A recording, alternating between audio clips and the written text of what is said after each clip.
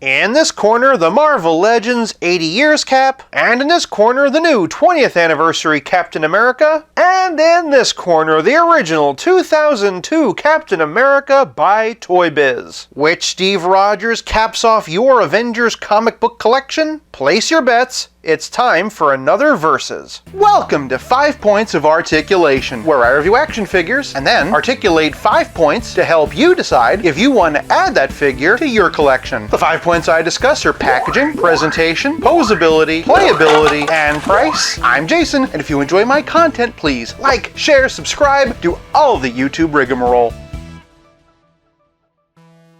Starting off with the packaging, and we can already see that this is gonna be interesting. 80 Years Cap is a pretty straightforward window box. 80 Years logo up here, and the Captain America logo has been very nicely spot varnished. On the side, we have a stunning painting by Alex Ross. Just look at the light dancing off the scale mail. And on the back, another beautiful painting by Ross. Moving on to the other two, and this one is a tribute to this one. The original Marvel Legends came in these giant clamshells. Not only did it help support the weight of all the goodies, but it also accommodated the comic book that came with each figure. The new ones don't come with comics. Instead, they come with a reversible backdrop. Not only does that create a lot of dead space up here, but as you can see, it's just kind of flopping around willy-nilly in the box. The benefit of the new packaging is you can appreciate all the graphics that the old ones covered up. Additionally, the backs are a pretty close approximation. That said, I do appreciate how the original line showed us all the figures in the wave. Hasbro's done a great job of recreating the graphics of the original, but honestly, I like this better. Not only does it have that gorgeous Alex Ross artwork, but because it's a window box, I can use it again and again and again.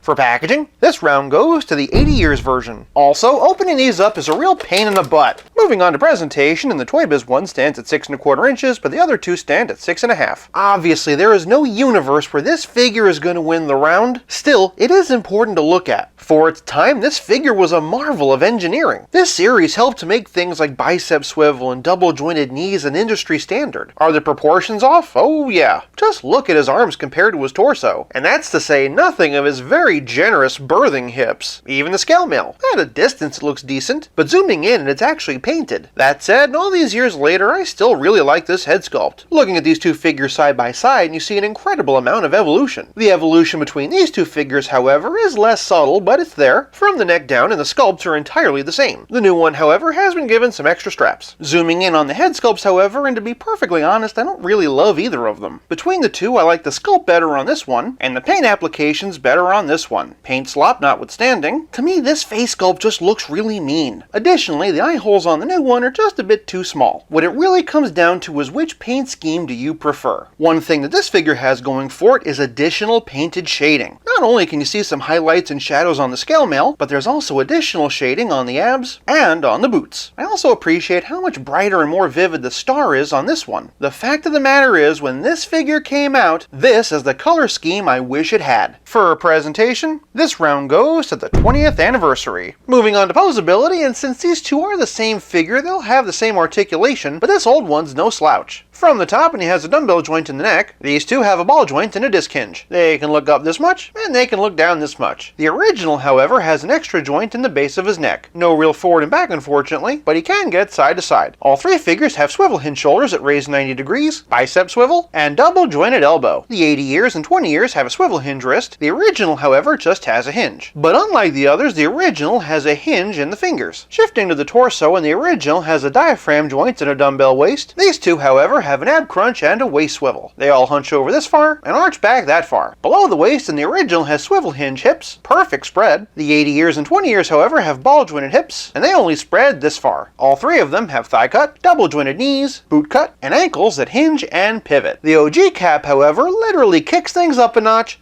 with toe-ticulation. It might not be pretty, but in terms of articulation, you can't beat the original. For posability, this round goes to toybiz. Moving on to playability, and the 80 Years version has this alternate head. I like the sculpt a lot better, but the paint job, let's just say Captain America's looking from sea to shining sea. Conversely, the 20th anniversary version has an unmasked head. It also has a separate piece that makes it look like the mask has been pulled down. Similar to the main head, and I'm not terribly crazy crazy about this face. It's well sculpted and well painted, but when I look at it, I just don't see Steve Rogers. To be honest, he kind of reminds me of Wyatt Russell as U.S. Agent. Moving on down, an old Walleye comes with a pair of fists. I'm gonna fight you all if you just stop moving. The 20th anniversary version comes pre-packed with his fists. He's also got jazz hands. He also comes with a pointing finger. I want you. Lastly, he comes with a karate chop hand so that he can salute. The 20th anniversary one comes with a figure stand. That's to accommodate this reversible backdrop. The front side is the cover of Captain America 109. The toybiz version, however, comes with the actual comic. Being able to flip through these pages adds so much extra value. Just look at this ad for the Spider-Man movie figures. And whereas the new figure comes with a pretty picture of a background, the original came with an actual diorama. It even came with a flag to put on top of that diorama. I will say they did a great job of drawing it. In fact, it lines up darn near perfectly. And honestly, the reverse is kinda cool too. As I said in the Iron Man video, I don't hate this way of doing it. It kinda looks like he's coming out of a comic book. Still, there is something to be said for an actual physical prop. And when it comes to props, there's no accessory more important to Captain America than his mighty shield. Aesthetically, the toybiz one is actually my favorite. The colors are nice and vivid, and all the details are sculpted on. Flipping it around, we can see a plastic clamp and also some elastic straps. The straps allow him to wear the shield like so, but you definitely can't use them for his arm. For that, you have to use the clamp. The downside, however, is that the elastic straps are forever in the way. Additionally, to my eye, this shield is just a little bit too big. Hasbro would adopt a similar clamp system, only this time they have a peg instead of elastic straps. It ports into his back like so. Unlike the toybiz one, none of the details are sculpted, and there's no denying that this is just plain too dark. Additionally, whereas the toybiz one seems a bit big, the Hasbro one seems a bit small. This brings us to the 20th anniversary version, which is the most controversial of the three. Similar to the 80 years version, the grooves haven't been sculpted, but the colors are much brighter. He still has a similar peg and clamp system, but this time he has some extra straps to add to the effect. And speaking of effects, let's talk about the effects. Flipping it around and we can see some peg holes underneath. This accommodates an electrical effect, these bullet ricochets, and this effect which could work as either a ricochet or a slash. Simply put, there is no neutral way you can display this figure without using one of these effects. This brings us to my solution, the toybiz shield. Looking at them side by side, and the colors and size are a near perfect match, especially when you compare it to the 80 years version. Yes, the elastic straps are a bit annoying, but if you really wanted to, you could sacrifice them. The 80 years cap also comes with a shield effect. This extra hand that gives the illusion of throwing it. You simply peg it in here, sit the shield up here, and voila! And since all the pegs are compatible, you can also use it on the new one. Just be warned that the reds don't entirely match. But playability is more than just accessories, it's also about how well your figure plays with others. For some Captain America comparisons, here we have Secret Wars by Mattel. Next up is the Spider-Man Electrospark version by Toybiz. Here we have Marvel vs. Capcom, also by Toybiz. Here we have Marvel Select. This is a 7-inch scale figure and was a Disney Store exclusive. On the subject of Marvel Select, here's my bootleg zombie version. Technically, this one was called Colonel America, and for the closest thing to a Marvel Legend Captain America that I've had so far, here they are with Civil Warrior. For someone Captain America adjacent, here they are with Captain Carter from What If. And while we're on the subject of British captains, here they are with Captain Britain. Shame I never got around to reviewing this. For some Avengers alumni, here he is with the Mighty Thor. Here they are with the Incredible Hulk. Quick reminder that I have no plans of reviewing the 20th anniversary version. And for some Iron Man comparisons, here he is with the 80 years version. Here he is with the 90s version. And here he is with the Infinity Saga Mark III. But since we are looking at the 20th anniversary Captain America, here he is with the 20th anniversary Iron Man. Moving on to some allies, and here he is with the retro card Spider-Man. And here he is with Wolverine. That said, for a different flavor of Wolverine, here he is with the brown and orange. And even though the looks aren't entirely accurate, here they are with Namor and the Human Torch. For his greatest rival, here he is with the Red Skull. Honestly, I think this is a good all-round Red Skull for everybody. But for some other major villains, here they are with MODOK. Here they are with Kang the Conqueror. Here they are with Dr. Doom and Thanos. Shifting over to the distinguished competition, here they are with the Greg Capullo Batman. He's a hair taller, but they still scale pretty well. Here they are with DC Universe Classics, and I think they scale perfectly. And while we're on the subject, here they are with Superman. Now, if only somebody could make a super soldier. For a lineup of the big four using the 80 years version, here you go. And here they are with the 20th anniversary. For a relative scale comparison, here they are with Pizza Spidey and the Spectacular Spider-Man. And of course, here they are with Stealth Iron Man.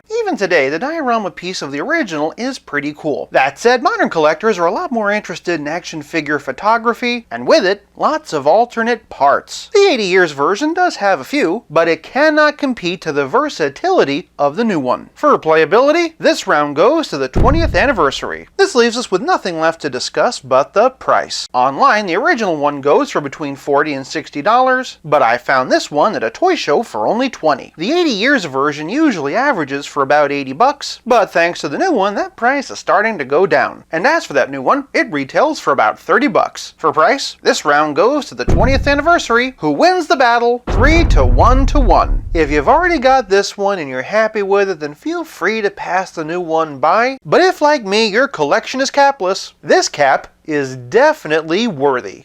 If you like this video, check out one of these. Thank you so much for watching. I'll be back again real soon, but until then, play nice and have fun.